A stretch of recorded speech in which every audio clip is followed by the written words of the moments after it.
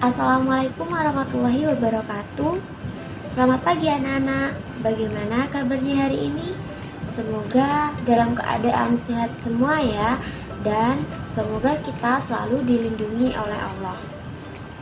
Nah, sebelum kita lanjut ke pembelajaran pada hari ini, marilah kita berdoa terlebih dahulu.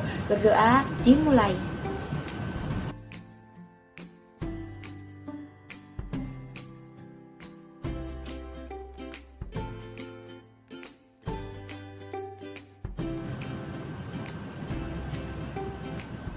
Berdoa selesai. Nah, sebelum lanjut pada materi hari ini, kita flashback ke minggu kemarin ya. Minggu kemarin kita sudah mempelajari tentang pluralitas masyarakat Indonesia.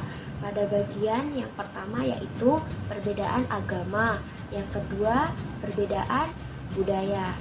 Nah, apa itu pengertian pluralitas masyarakat Indonesia?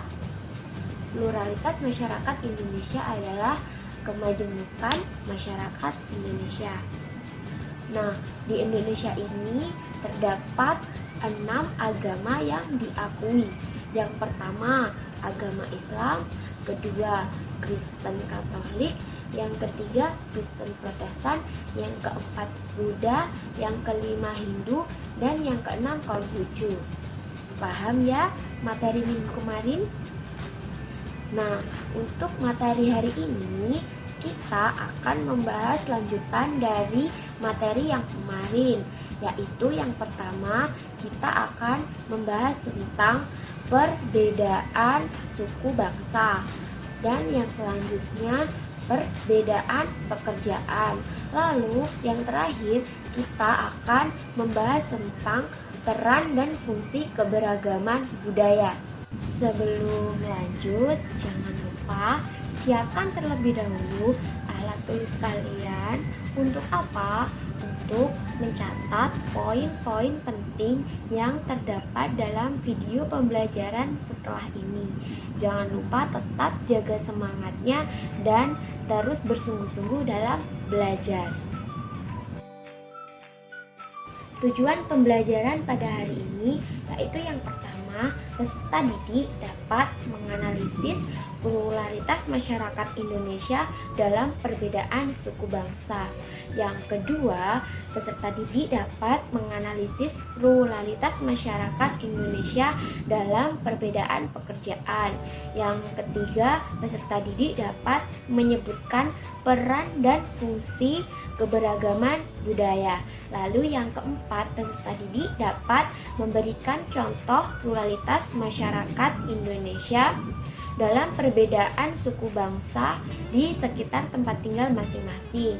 Yang terakhir, peserta didik dapat memberikan contoh pluralitas masyarakat Indonesia dalam perbedaan pekerjaan di lingkungan sekitar tempat tinggal masing-masing.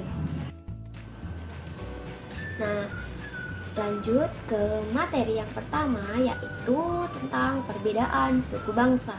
Bangsa Indonesia memiliki lebih dari 300 kelompok etnik atau suku bangsa. Suku Jawa adalah kelompok suku terbesar di Indonesia dengan jumlah mencapai 41% dari total populasi.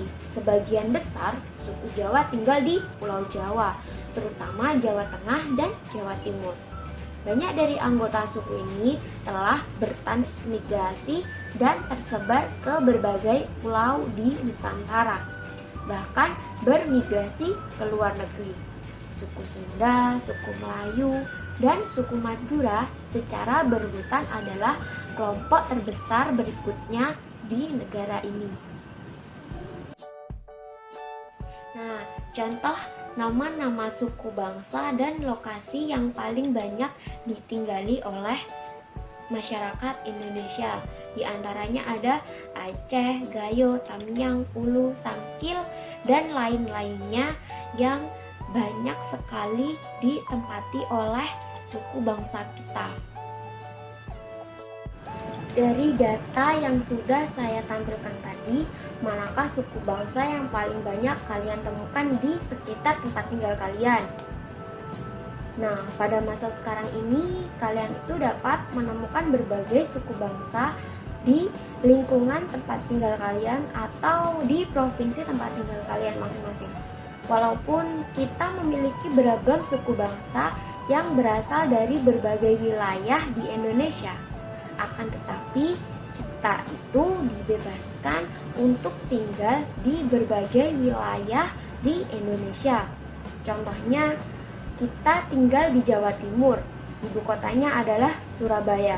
Di Surabaya ini terdapat banyak sekali masyarakat dari suku lain yang tinggal di daerah Surabaya. Contohnya suku Jawa, suku Madura, ada juga suku Osing yang tinggal di daerah Surabaya. Lalu, mengapa di Indonesia ini terjadi perbedaan suku bangsa? Apakah manusia dapat memilih terlahir dari suku Batak, Dayak, Jawa, ataupun Osing? Nah, jawabannya adalah tidak. Manusia ini terlahir karena kehendak Tuhan atau sudah menjadi takdir dari Tuhan.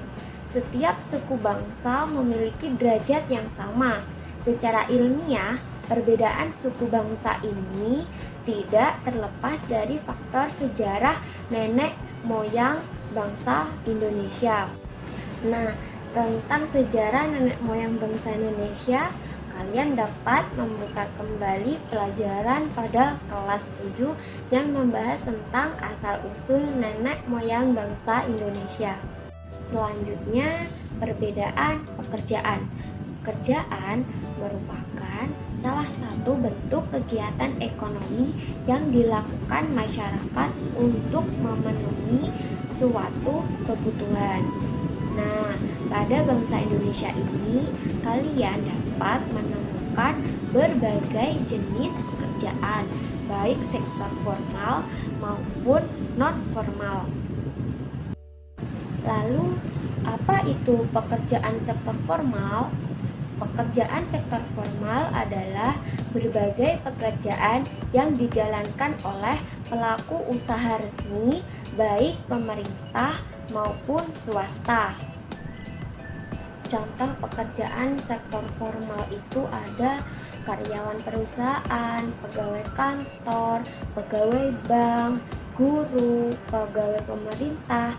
Itu semua adalah contoh dari pekerjaan sektor formal.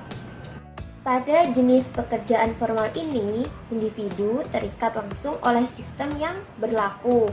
Dengan demikian, mereka bekerja dengan penuh peraturan yang terikat. Selanjutnya ada pekerjaan non-formal. Pekerjaan non-formal ini contohnya seperti pedagang, tukang bakso, petani, ataupun pelaku usaha mandiri lainnya yang mereka bekerja secara mandiri dan tidak bergantung pada pihak lain. Contohnya seorang petani, apabila mereka sudah merasa ingin istirahat ataupun mereka ingin berlibur dalam bertani, mereka bisa menentukan waktunya kapanpun tanpa terikat dan meminta izin terlebih dahulu kepada orang lain. Beda halnya dengan pekerjaan formal. Contohnya seperti guru, apabila guru ingin melakukan cuti, mereka harus izin terlebih dahulu kepada lembaga. Nah, yang terakhir kita akan membahas tentang peran dan keragaman budaya. Nah, yang pertama, peran dan fungsinya yaitu sebagai daya tarik bangsa asing. Yang kedua, mengembangkan kebudayaan nasional. Yang ketiga, tertanamnya sikap toleransi. Dan yang keempat, saling melengkapi hasil budaya. Yang kelima, mendorong inovasi kebudayaan. Nah, sudah cukup untuk materi hari ini. Silakan bertanya jika ada yang belum dipahami. Silakan kerjakan kuis di link yang sudah saya kirim di grup. Nah, Selanjutnya, untuk minggu depan silakan baca materi tentang konflik dan integrasi dalam kehidupan sosial. Sekian dari saya. Wassalamualaikum warahmatullahi wabarakatuh.